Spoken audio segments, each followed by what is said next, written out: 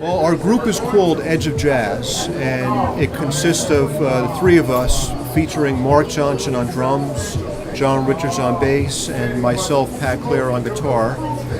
We do all original music that's composed by all of us, with influences from cultures all over the world. First of all, I gotta say this club, DLV Lounge, has been established as a jazz club for quite many years now. And although at the time jazz was dying out, people were less to attend, but he's got the heart and soul and still appreciates jazz. And he's willing to really start doing jazz. Now that most of the jazz clubs are closing up, this is one of the gold mines. And he's got a whole backyard going on, and he's got the stage in front and plus the bar. And you know what? It's free to come to do music. So it's free to come hear live jazz. You know, it's in Montclair, New Jersey, for the surrounding towns, West Orange, Corona, Bloomfield, etc., etc. So it's very important to keep jazz alive, and that's what we're trying to do. So with our music, we're trying to convey as a jazz the bridge between what's happening old time to new time and beyond. Well, we've been playing for about a year now, and this is our second interview. A band like this for me is a composer's dream. Basically, I can bring in any type of chart with any type of feel, describe what I would like to go for, and give it to the guys, and we all make our own interpretations of it and contributions toward it. And I still say there's a lot of times where we have funny moments with it too. And for me, how it all started was in 1972, a friend of mine turned me on to a record, and I'll never forget it. It was Larry Coryell, Barefoot Boy, and from that it was an instant switch off of Allman Brothers and Grateful Dead into everything I could find as far as jazz is concerned. And I'm finding that with such as a trio, as far as playing, one of the things about playing in this type of band is that there's nowhere to hide. Like, you're it. There's nothing to go to except the strength of what you have contributing toward the music. And for me, all the things that I've absorbed over the years is starting to come out. All the lessons that I've studied, all the guys that I've listened to, all the great interviews that I've read with the great players.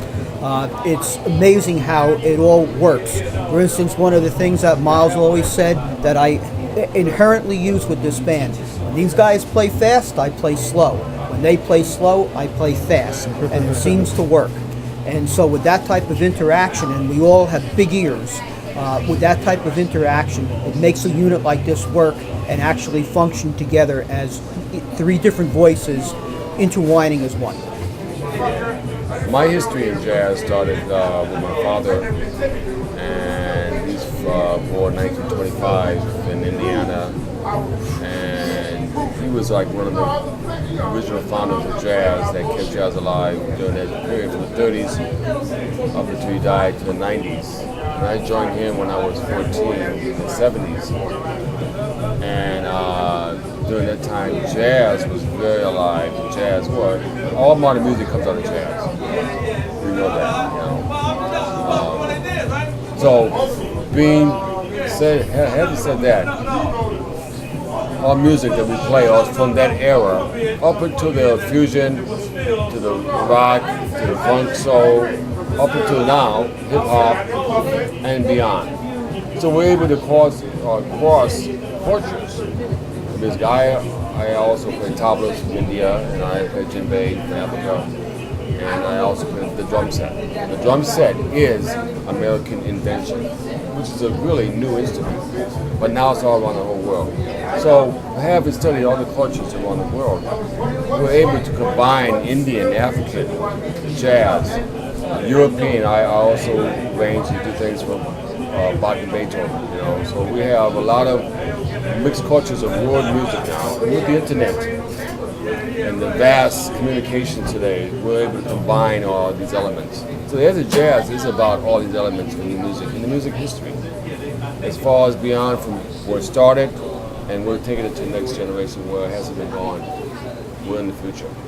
Well, my role a lot of times can be a melodic role, However, I'm extremely influenced by what these two guys play. So, especially with the rhythms that Mark plays, they're never the typical cliche rhythms that you may hear in other situations. Everything is always fresh and exciting, and you're never exactly sure where you're going. So what that does, it forces us to improvise and create. Seek the beyond. And what ends up happening is when you get in that situation, you end up with the power of creation, that feeling of spark of creativity. And that's really what the group is all about. And it's why we call ourselves Edge of Jazz, as in we're trying to push the limits of expression and how it can go and create a new sound.